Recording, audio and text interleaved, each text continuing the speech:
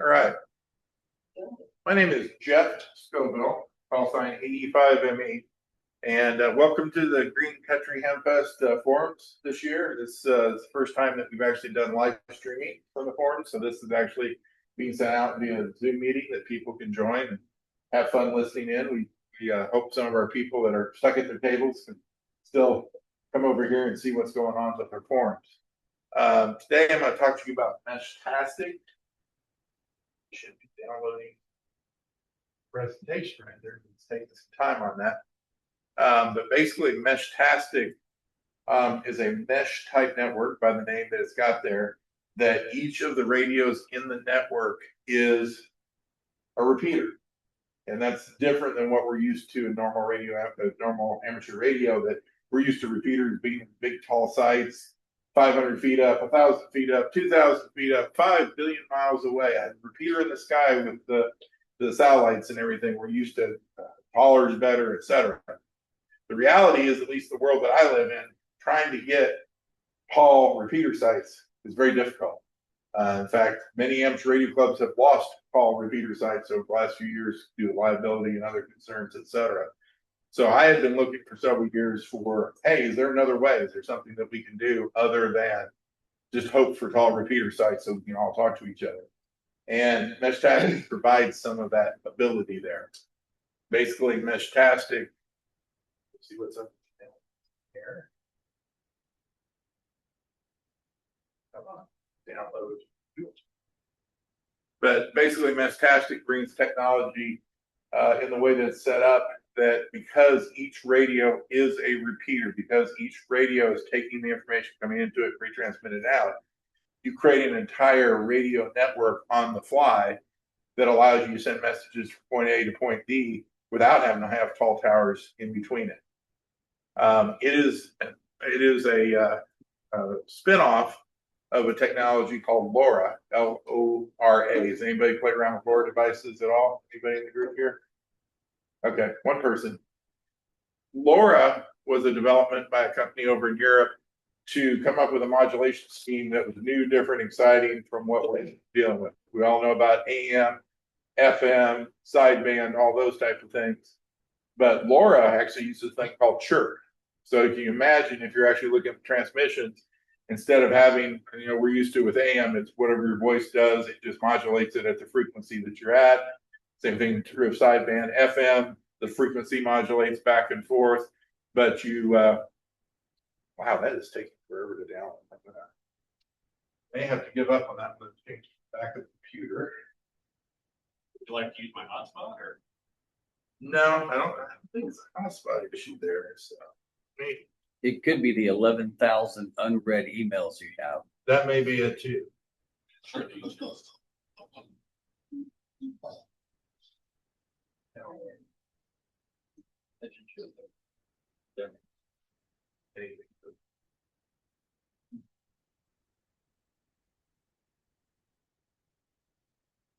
Oh.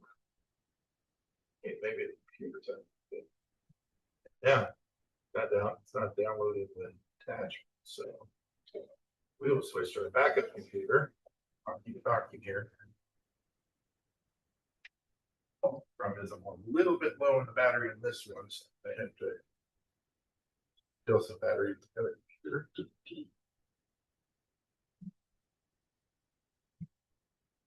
Yeah.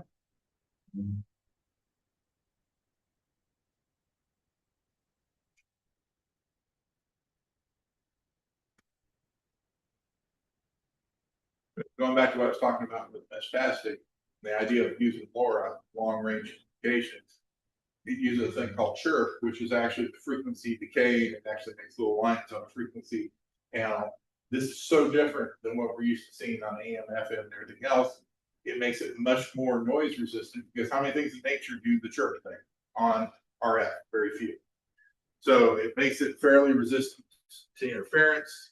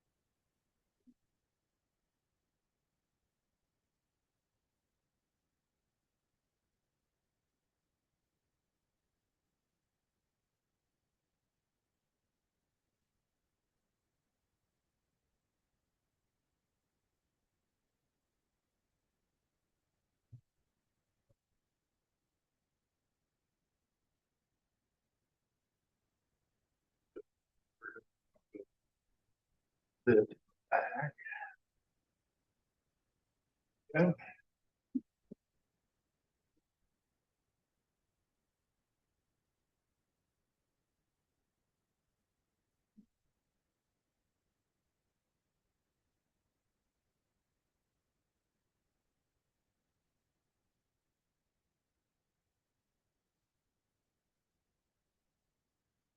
That's what I was talking about. Laura has this pure way of transmitting that makes it very, very tolerant in high RF environments, interference types of environment.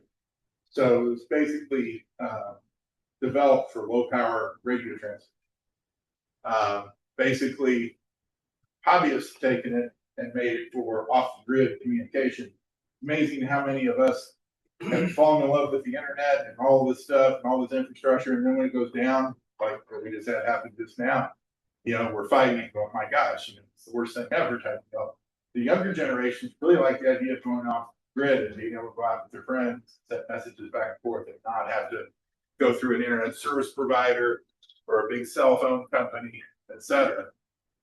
So as I talked about, LoRa is a chirp spectrum technology. And those chirp pulses, as they say, it's similar to the way dolphins and bats communicate. That's where they got the original idea. It's very effective going long distances with very low power payloads.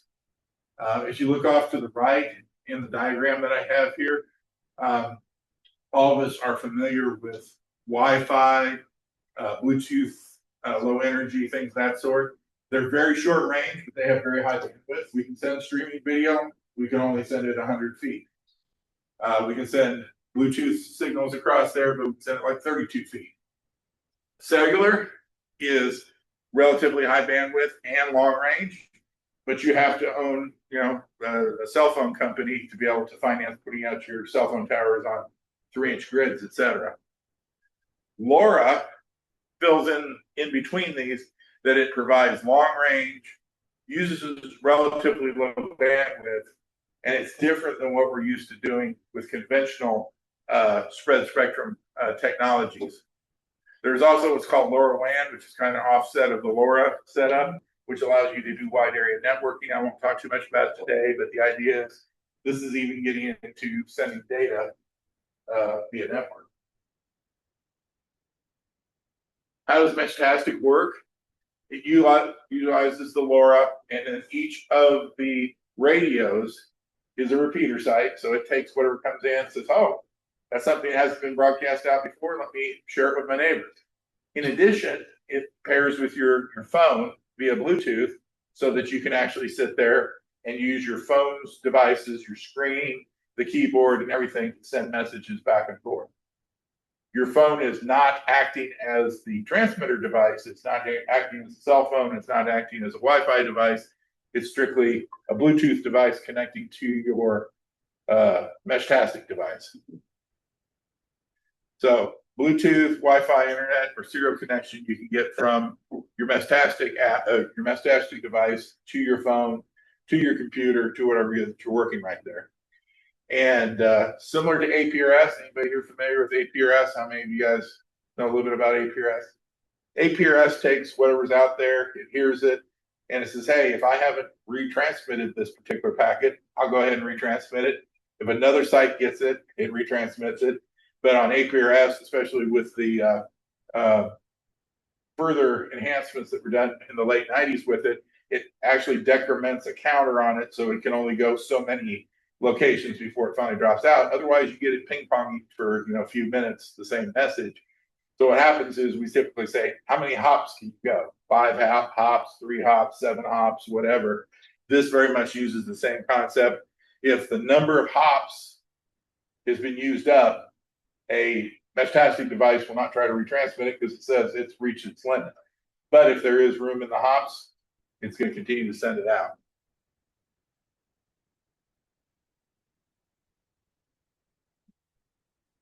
There are 3 main frequency bands used by Meshtastic, of which one we've decided in Northeast Oklahoma to concentrate on. There is actually in the European Meshtastic 433 megahertz, which over there is a license-free band. Over here, it is not. There's the 868 megahertz band over in Europe that once again is a license-free band. It is not here. It's actually a band used quite a bit by many different services. But 915 megahertz is the ISM band here in North America, which is a license-free band. And that's where the majority of our focus has been, is the 900 megahertz band. It does give us away from some other services, but it also puts us smack dab in some other services, and we're pretty close to the 800 megahertz band. So it does make it a challenge to live with the interference that can exist there. Maximum power output is only 1 watt, which doesn't sound like very much, but with the chirp spread spectrum transmit capabilities of it, 1 watt goes pretty far. If you've got line of sight to another location in Tulsa, we've easily seen anywhere from 6 to 10 miles point to point running on 1 watt, which is a function of it does a very good job of modulating. The downside is 900 megahertz will weaken considerably going through vegetation and buildings and other things, way more than what you're used to on 2 meters. And so all it takes is, literally going through a whole patch of trees, and you can lose 75% of your signal before you even start. So it's all about location, location, location. The higher up you get with it, the farther out you can go. Pros and cons to 915 versus 433, and the reason we decided to go with 915. Namely, number one, you have to have an amateur radio license in the United States to use 433. We did not want to exclude those people that were not there with their amateur radio licenses. So we intentionally said, hey, let's try and include everybody. You are allowed encryption on this, whereas if you went the amateur radio side on 433, you could not encrypt. On the 433, you're allowed to use a lot more power because it is a licensed particular band. So you get about 10 times more power, which converts to 10 dB. And of course, IDing is not a big issue on 915 because it's not a licensed band. This gives you an idea of the radio presets and data rates. You can go everywhere from a very, very low 0.09 kilobits per second, which is 90 baud, all the way up to 21.88, which is 21,875 baud. With great speed comes great responsibility, or more appropriately, with great speed comes reduced range. So there's kind of a mix that we try to get between these. And the one that we use consistently is what's called the long fast. That is the default channel that you'll find in your Meshtastic device. It's a good mix between getting far out, but at the same time having a decent data rate that it doesn't take forever to send a message to the system.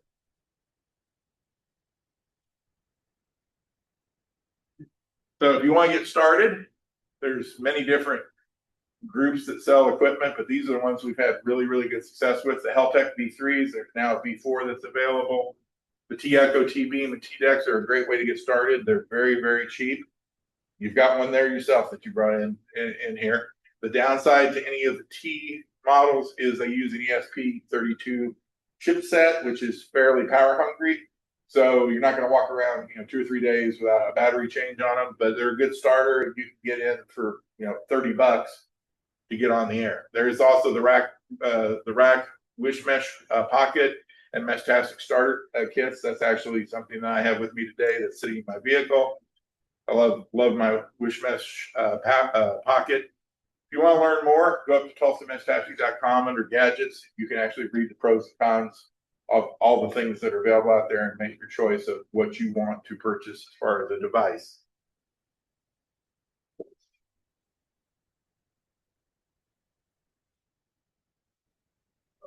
I'm not going to go into this in detail. This is just something included in the document. This is how to set up your hardware. If you follow this step by step, you will get your hardware set up well.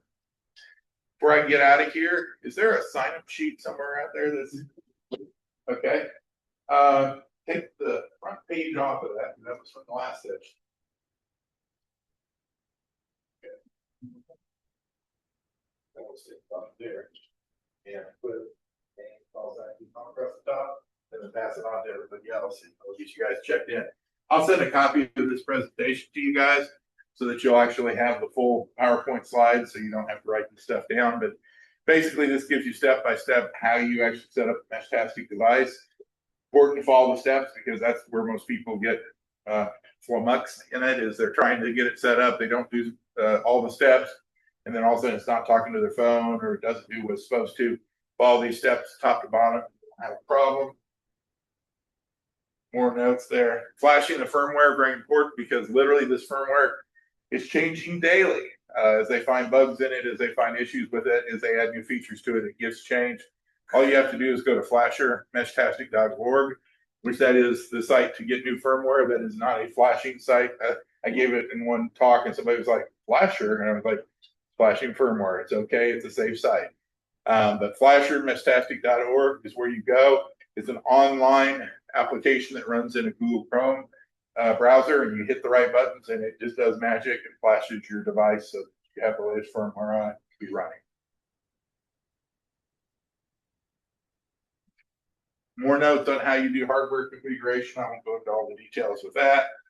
LoRa settings, like I said, long range fast is going to be your default setting. Number of hops at 4, transmit power 1 watt. Those are pretty easy stuff. If you don't like typing a bunch of stuff in, these are QR codes that you can actually go directly into the app and say, add a channel, replace a channel, and this will actually put your channels exactly the way they need to be configured. So it saves you a little bit of time on the computer or otherwise trying to configure your Meshtastic device. This is part of the presentation. You'll get it on the email if you sign up on the sheet. User. So, how many people are here from the Tulsa area? Okay, fair number. We have a Tulsa Meshtastic naming convention. If you go to tulsameshtastic.com/Meshtastic node list -1, if you go to that particular location, you can actually register your node and we will give you a name for your node. And it is actually what's called the 3-word system. And so what that does is it gives you what 3 words. Those 3 words give your GPS location to within 10 feet anywhere in the world. So we give you the what 3 words, that becomes part of your node naming convention. You also have a lead of that node naming convention that starts with the closest airport and then either a letter or number behind it. So like, for example, I am toll 0, toll 1, and toll Q are my nodes. And then I have the what 3 words, which is my GPS location. And so that way, anybody looking at my transmissions knows where my home base is. And anybody looking at the airport thing knows that I'm headquartered out of Tulsa International Airport area.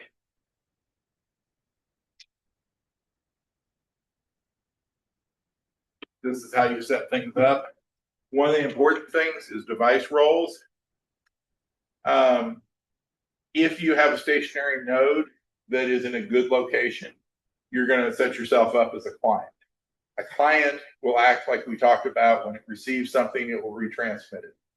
However, if you have just a node that's sitting in your pocket or a node that's sitting very down close to the ground, we recommend what's called client mute, which means that it'll mute the repeating application. Because chances are, if you're 2 feet off the ground, or if you're sitting in a bag someplace, or sitting on the dashboard of my car, I'm probably not going to, help that packet get out another 10 miles. It's going to go very short distances. So client mute if you're not in a good elevated location. Client if you are in a decent location. If you have something that's up on top of a building, and preferably about 200 feet up, you will be what's called a repeater, which has some other rules to it in the way that it passes on packets.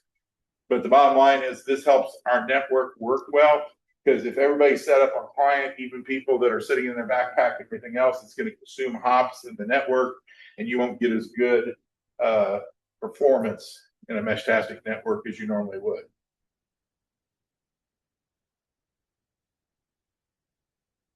This is device roles. I won't go into individual roles with this, but it talks about if you want to do sophisticated things, you can become a tracker, which is GPS information.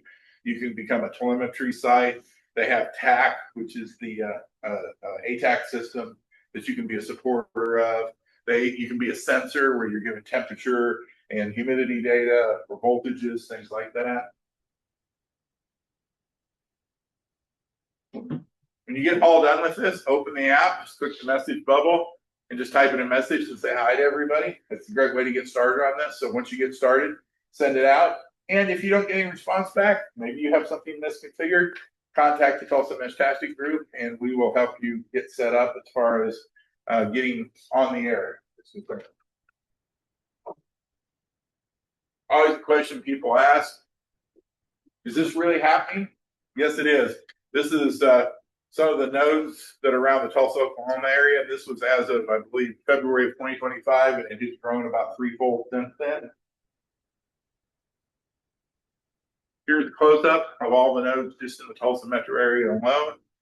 Lots of people out there. You see a few amateur radio call signs in there. You see the airport code and the three words RVS2 is Riverside Airport #2.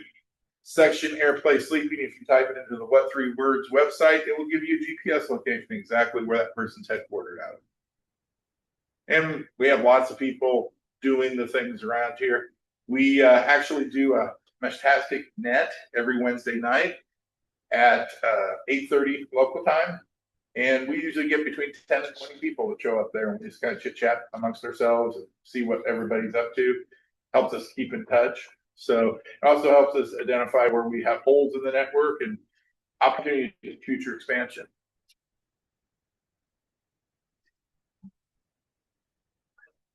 First thing I say to people that are going to get in Meshtastic is location, location, location, antenna, antenna, antenna. Those two things will make all the difference between it being a great experience and one that you don't really like. And the reason being is we'll start with antennas. That's the easy one because not everybody has a tall location or a place they can put things up in the air.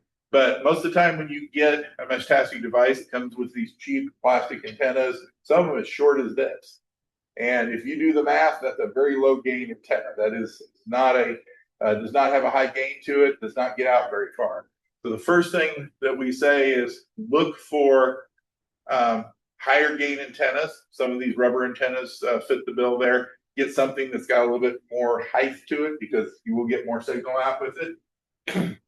If you want to get even crazier, go by the omnidirectional antennas that are these are the collinear type of antennas, and they can be anywhere from, I think, 2.5 feet all the way up to 40 inches tall. So they are big. I've got one in my car out there actually that when I put it across the back seat goes all the way from door to door. So those antennas will give you a much higher gain. And so if you've got a home base operation, get an antenna to go with it. Even if you just operate inside the house, you're going to have a huge amount of loss across windows, across siding, things of that sort. You want to get your signal outside of the house as much as possible. And you'll notice these are very, very, very affordable. The most expensive one is $44 or $45. The least expensive is $30. So you can get a very good antenna for not a lot of money. And they, of course, are much shorter than your 2 meter collinears that you buy, like the Gap verticals and things like that, because the wavelength is shorter, down at 900 megahertz. I always do tell people, if you do go to a fiberglass antenna, seal it up. Make sure that you're not striking against stuff with it, et cetera, because they are fragile. Fiberglass, by its very nature, has a lifetime to it out in an outdoor environment. So make sure to inspect it every so often. But you can get a very good antenna that'll last several years in fiberglass. Feed line, big deal right here.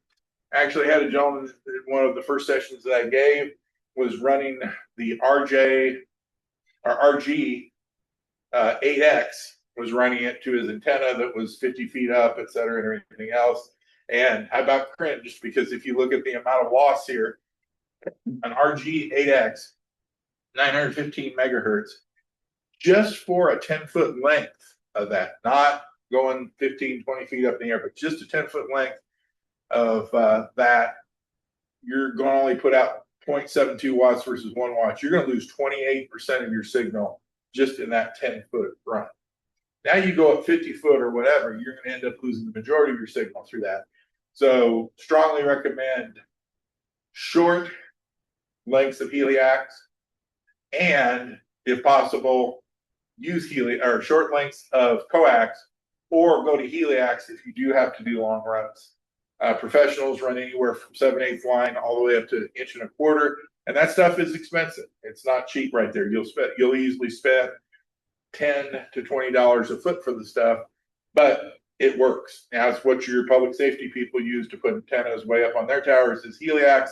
And the reason they do that is it's low loss. So if you have to put an antenna on a tower and you cannot put the transmitter and receiver right next to it, then you go with external feed line that has very low loss. And I think that kind of answers my question, because wouldn't it just be better to put the transmitter up there and run like a USB cable? Absolutely. Yeah. Or POE. Yeah. PoE, USB, what have you. The best way we found to do it is put your power source at the bottom of the tower, run the power all the way up, get to the device on the tower, and then just have a short loop of coax going to the antenna. That's the most cost-effective way to go. You do need to weatherproof it. You do need to take care of it. It's kind of funny, and everybody's on a learning curve. But we had guys early on that were putting these together, and they knew nothing about NEMA enclosures and things like that. And they're putting things up there with no seals on them. And as soon as the weather changes, it's raining inside the box, and that doesn't last very long. So there's a lot of education about making sure you've got seals on the box, making sure that you still have ventilation. So if there is condensation in the box, it can get out of the box, making sure that, just in general, that you're weatherproofing what you put up on the tower. But that is the preferred way to get things up there. We've seen people do other things, but the reality is you're going to spend a lot of money in heliax to do a long run up a tower. In some cases, you have somebody that donates tower space. They may not allow you to put the device up on the tower because that becomes insurance and other issues that they're trying to figure out on. Where can you go to get more information? Like I said, if you signed up the sheet, you've got this information coming to your email box. There is the Tulsa Meshtastic website, tulsa-meshtastic.com. We've been in business now for over 2 years, and we have all types of information how to get onto the mesh. Whoa. We have the Tulsa Meshtastic Google group, and that is a group that I really encourage you to join to find out what we're doing here and now. We update literally on a weekly basis of what's going on in the world of Meshtastic in this area of the world. There's also the main Meshtastic website, meshtastic.org. Great place to find out what they're doing. And if you really want to keep it weird, austinmesh.org. Those guys are definitely 45 degrees from something. I'm not quite sure, but the reality is there's some very creative guys down there doing some neat stuff. We certainly have borrowed a lot of their experiences to make our network better, and we enjoy what they do down there. There's an instructional video that Dr. Greg put up on the Meshtastic unit setup, how to do it. There's 2 contacts you have down here, Mr. Dr. Greg Meador, AI5HB, and myself. If you've got a question on something, we'll help you out. We'll get you on the air, get you running there. Many cases, we'll actually do house calls or even Zoom calls to help somebody get through their configuration, because it's what we do.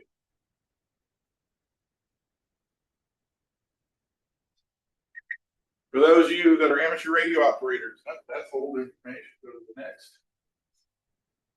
All right.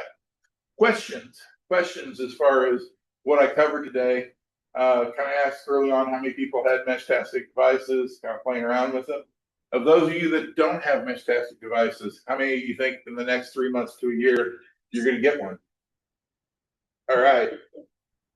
Encourage you to look online. Amazon has some good sales there. The guys at Rack have a lot of good equipment that you can get a hold of. And it gets addictive. It's kind of like amateur radio. You start small. Next thing you know, you've got a whole set of things there. I've got 3 solar panels set up for remote nodes I'm getting ready to set up. So, tell you, I was on a flight a few months ago, and I had one of the health tech units in my backpack. Of course, I shut it off. And somehow the switch got flipped on. And so my phone is sitting there in the plane. Yeah. I'm doing the Wi-Fi and stuff on the plane. And I was going over Austin. And I had to look on my GPS app to figure out where I was. Because all of a sudden, I started ping, ping, ping, ping. Yeah, and I thought, what the heck? Why is my phone getting messages from Mesh? And then I realized, oh, the button must have gotten pushed. But this thing was sitting under the seat, not near the window. And we're at like 38,000 feet, and I was amazed at the stuff you get up there. I was also on one more recently. I intentionally left it on Yeah. And, went over Little Rock. Yeah. I was surprised at how much activity they had. Yeah, one of our funnest activities that we did down in Texas was, I believe it was in the Austin area, I believe. No, it was Dallas. They actually launched a balloon up with it on it, and no huge number of stations contacted each other. It was a lot of fun, and they had a blast with the whole thing. So, like I said, location, 900 megahertz. You get a lot farther out if you go farther up there. But yeah, it's a lot of fun to do that type of stuff. We do have people occasionally that will be flying out of Tulsa International, and I'll pop up on their own. Hey, how you doing, Tulsa? Getting ready to go back to Pittsburgh. Hey, Tulsa, how you doing? Whatever. And I always kind of have mixed feelings because it's one of those. It's neat that they're doing this, but I have a feeling somewhere along the way, FAA is going to get a hold of and go, no, can't do this anymore. You know, reality is the power outputs are very low, what have you. I don't believe it's a dangerous thing. But since I am going on the internet and I don't want the FAA to censor me on the whole thing, you do need to look at your local regulations and not violate them as far as that's concerned. But it is kind of neat to get them up in the air. We also like some of our I was surprised. Yeah. That it worked even sitting there way away Yeah. from the windows. Yeah. When we do our local Meshtastic net, we actually put up a drone on a regular basis and get it up in the air, and man, we can pull stations out from east of Broken Arrow and all those areas up there. We're pulling in no problems with the whole thing. And it's a lot of fun to put one up in the air. And we've gotten good enough on the battery changes, man. We bring it down. 20 seconds later, we're like a pit crew now. This whole thing, being able to put that thing back up in the air. The bad part is when you do a pit crew thing like that, then all of a sudden the guy who's pilot goes, oops, wrong battery, bring it around. And we put accidentally one that wasn't charged. So we have to be careful what we're doing there. I'm Buchanan. I sent you a message on Facebook. I Alright. don't know if you saw. I sent you Yes. a website link Yes. of the Yeah. web server. Yeah. Built. Is that the beer 3.3 one? Or the Yeah, beer that one. Yeah. Yeah, that's a server that I cloned off of GitHub. You can actually Yeah. see live all the. Yeah. Well, I enjoy having you as part of our net right there. Yeah, pretty cool. You can actually type the word test. Yeah. And my node will actually respond back automatically. Sweet. Because of the server. I didn't build the server, I just deployed it. Yeah. So that's kind of helpful, especially if you're new and you're like, hey, is this working? Like it'll automatically respond to you. Yeah. Kind of helpful. So we have, as a group, been going through learning curves along the way. We've actually been talking about, and I actually was involved in the construction of a node with filters on it that was supposed to go on the BOK tower. We were working on that right before Christmas. We still don't have it up. It's one of those things that between myself and Sean's schedules went totally haywire. Sean had really bad availability at the end of the year, and then starting January 1st, I had bad availability until now. And so between the two of us, it's just been kind of hit and miss. But there is plan to get on the BOK tower a filtered device.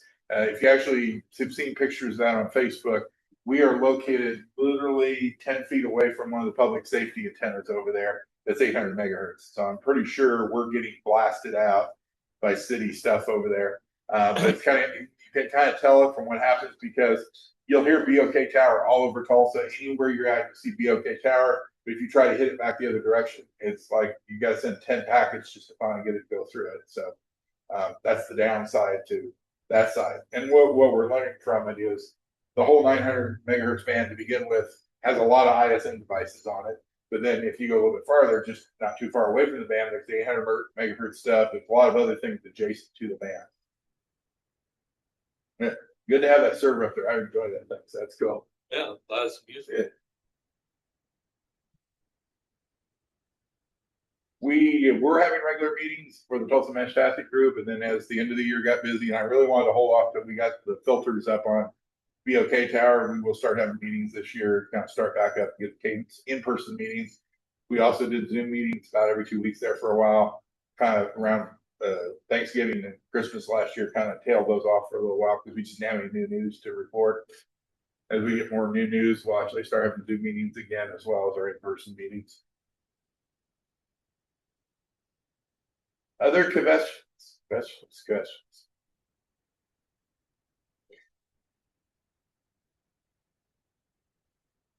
I'd like to take the opportunity to thank each of you individually for coming out to the Hamfest. This is what amateur radio is all about. What makes me thankful for the hobby, because it's just neat stuff to do here, and I always enjoy coming out for this stuff here. Certainly, if you have any suggestions, you'll get an email from me, so you'll have my email address to come back to there. If you got any suggestions for the presentation or want to get involved with the Tulsa Meshtastic group, there is a group. Anybody here from Oklahoma City? All right, you guys know who to hang out over there, and we'll have to give them a hard time if you didn't come up here to the Hamfest for 2 years in a row. You get a pass for 1 year, but if you don't come for 2 years in a row, you gotta wear a funny hat that looks like, tall with stripes on. Just saying. Gotta pass the hat there, Joe. So, yeah. But for those who don't know, we have a gentleman over in Oklahoma City, kind of heads up the chaos over there. Steve. Trying to remember Steve's call sign. I'm total blank out on the whole thing. Anyway, Steve, who's over there, he's kind of the Jeff Scoville over in Oklahoma City for Meshtastic. They have meetings on a regular basis at the gun club over there. I try to make it on over there for their meetings, and it's a very active group. So Meshtastic continues to grow. Thank you again. Everybody have a fun rest of the Hamfest. Next presentation we have coming up, I believe. Are you on for 11 o'clock? Yes, sir. Yeah.